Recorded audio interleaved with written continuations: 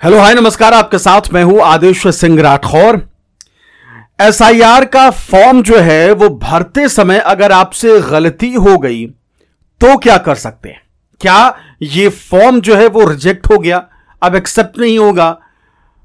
मान लीजिए जहां मां का नाम लिखना है वहां आपने इपिक नंबर भर दिया, जहां इपिक नंबर भरना था, ईपीआईसी नंबर भरना था, वहां आपने नाम लिख दिया। तो इस तरीके की छोटी छोटी सी गलतियां जो हैं वो फॉर्म भरते समय हो जाती हैं और हो भी रही हैं। तो क्या किया जाए? क्या ऐसी स्थिति में, क्योंकि जो फॉर्म मिला है वो अब बीएलओ को कहां ढूंढें, अब बीएलओ के पास भी वो फॉर्म दोबारा है या नहीं, वो कैसे मालूम चलेगा? देखिए, इस ऐसी स्थिति जो है वो बहुत सारे लोगों के साथ हुई है और उन्होंने हमसे सवाल पूछा। इसलिए मैं आपको भी कहता हूं कि चैनल को सब्सक्राइब कर लीजिए, क्योंकि एसआईआर से जुड़े बहुत सारे अभी और वीडियो आने वाले हैं, क्योंकि अभी तक नया वोटर लिस्ट आया नहीं है और उसमें भी अभी बहुत सारी चीजें आपके साथ हो सकती हैं। इसलिए चैनल को सब्सक्राइब कर लीजिए। आने वाले समय में जो भी दिक्कतें आपको पेश आएंगी उनसे जुड़े वीडियोज जो है वो हम आपके लिए लेकर आते रहेंगे। अब सीधा सा हिसाब ये है कि बहुत सारे लोगों ने कमेंट करके पूछा कि ये बताइए कि अगर एसआईआर का ये जो फॉर्म है उसे भरते समय हमसे गलती हो गई, किसी प्रकार की चूक हो गई, तो कैसे उसे सुधारा जाए, क्या किया जा सकता है? मान लीजिए एसआईआर का फॉर्म आपके पास है, ठीक।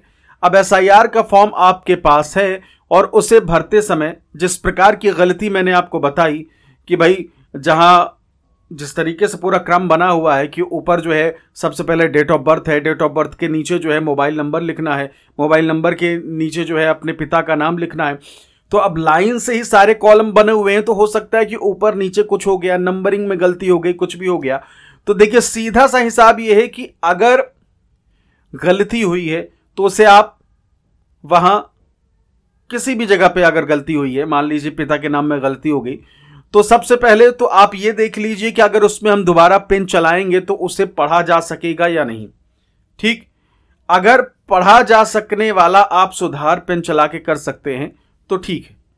जैसे अब आपको 7 लिखना था, अब 7 की जगह आपने 1 बना दिया, 1 डंडी खींच दी, अब 1 को 7 तो बनाया जा सकता है ना। तो मतलब सीधा सा हिसाब यह है कि अगर रीडेबल है तो अगर आप पढ़ सकते हैं या कोई दूसरा तीसरा व्यक्ति पढ़ सकता है तो आप उसमें सुधार कर दीजिए, आसानी से रीडेबल हो। और अगर उससे भी बेहतर आपको करना है तो आप जानते हैं बचपन में भी हमने स्कूलिंग के दौरान हमने व्हाइटनर का इस्तेमाल किया था। तो आप जिस जगह में ये सारी चीजें लिख रहे हैं वहां अगर गलती हो गई तो व्हाइटनर आप लगा दीजिए, जब वो व्हाइटनर सूख जाए तो उसके ऊपर फिर से लिख दीजिए, ठीक है। तो ये आप कर सकते हैं। तो इस चीज को लेकर टेंशन मुक्त रहिए कि भाई अगर हमने लिख दिया, गलती हो गई तो फिर क्या किया जाए, तो ये चीज आपको कर लेनी है। अब दूसरी चीज जो है, बहुत सारे लोग जो हैं वो ये पूछ रहे हैं कि डायरेक्ट फॉर्म में लिखना रिस्की लग रहा है, तो उसका क्या ऑप्शन हो सकता है? पहला तो आपको बता दें कि अगर आप नहीं लिख पा रहे हैं तो आप सारी जानकारी जो है वो एक जगह लिख के रख लीजिए, मोबाइल में या बाकी जगहों पे, जो आसानी से मिल जाए, ठीक। जब आपके पास बीएलओ आए तो उन्हीं से भरवा लीजिए, वो तुरंत तुरंत तुरंत तुरंत भरेंगे और आप बस फटाक फटाक बोलते रहिए, ठीक। इसके अलावा एक और ऑप्शन है कि आप ऐसा कर सकते हैं कि आप फोटोकॉपी निकलवा लीजिए इसकी, ठीक है। फोटोकॉपी 2-3 प्रति निकलवा लीजिए, उसमें कितना ही लगना है, 20 से 25 रुपए, अगर पूरे परिवार का निकलवाते हैं तो इतना ही लगेगा।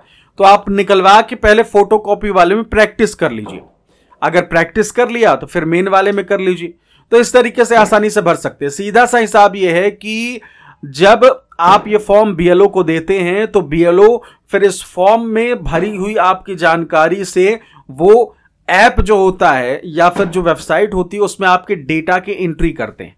सबसे पहले तो वो उस फॉर्म में जो क्यूआर कोड है उसको स्कैन करेंगे तो आपकी वो डिटेल आ जाएगी जो आपके फॉर्म में क्यूआर कोड के ठीक बगल में लिखी हुई है, यानी आपका नाम, ईपीआईसी नंबर और सारी चीजें, तो वो आ जाएंगी। फिर उसके बाद वो आपकी भरी हुई डिटेल भरना शुरू करेंगे, आपके पिताजी का नाम, आपकी डेट ऑफ बर्थ, आपका मोबाइल नंबर और सारी चीजें वो भरना शुरू कर देंगे, ठीक है। तो ये सारी चीजें जो है वो होंगी और फिर फाइनल में लास्ट में वो आपने जो नई तस्वीर लगाई होगी उसको इस्तेमाल करेंगे, या फिर आपका जो फॉर्म है उसको स्कैन करके वो उसमें सेव कर देंगे, उस सॉफ्टवेयर में या ऐप में, तो ये प्रोसेस उन्हें करनी होती है। तो मेरे कहने का मतलब यही है कि वो जो फॉर्म है उसे जो BLO हैं वो आसानी से पढ़ सकें, ऐसा आपको बना के रखना है। अगर गलती हो जाती है तो वाइटनर लगा के उस चीज़ को सुधार लीजिए और फिर उसके बाद आप दोबारा वाइटनर लगाने के बाद भर सकते हैं।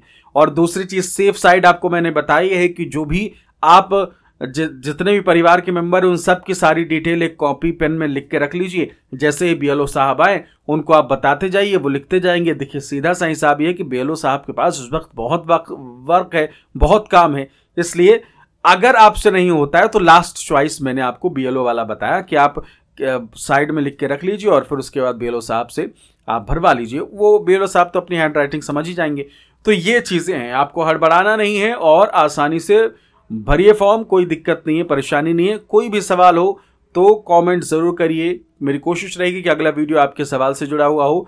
चैनल को सब्सक्राइब जरूर कर लीजिए और इस वीडियो को शेयर भी जरूर करिएगा। इसके अलावा बहुत से ऐसे भाई हैं जो लगातार हमसे पूछ रहे हैं कि YouTube के लिए कंटेंट बनाने के लिए बेहतर माइक कौन सा हो सकता है, वो जरूर सजेशन हमें दीजिए, बताइए।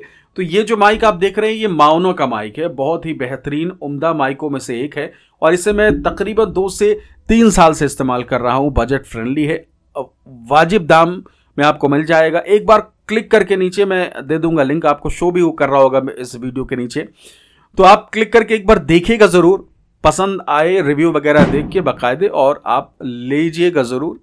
अगर नहीं भी लेते हैं तो एक बार चेक ज़रूर करिएगा, वॉइस क्वालिटी तो आपको मिल ही रही होगी। फिलहाल इस वीडियो में इतना ही, नमस्कार।